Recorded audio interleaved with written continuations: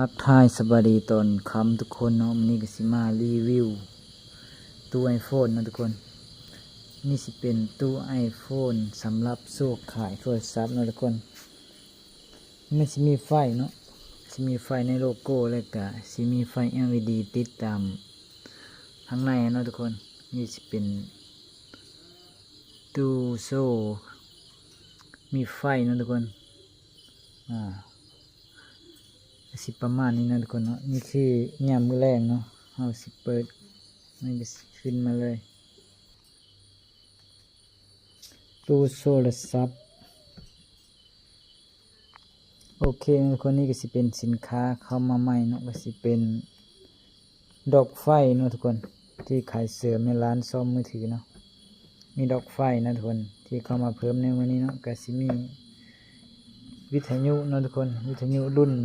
ทานี่เนาะทานินเนาะสิมีมิกเนาะนี่ก็สิเป็นแนวใส่ซิมเนาะทุกคนที่ว่าศูนย์ยูนิเทลเขาเจ้าให้มาเนาะข้างหลังนี่สิเป็นแพ็กเกจต่างๆเนาะแพ็กเกจซิมมือถือและซิมเน็ตเนาะทุกคนวิธีสมัครแพ็กเกจ Data เนาะ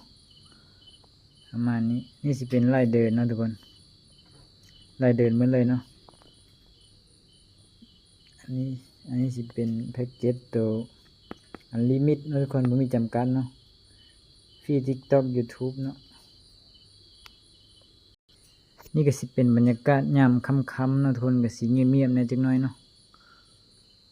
เพราะว่ามันเป็นเขตชนบทเนาะทุกคน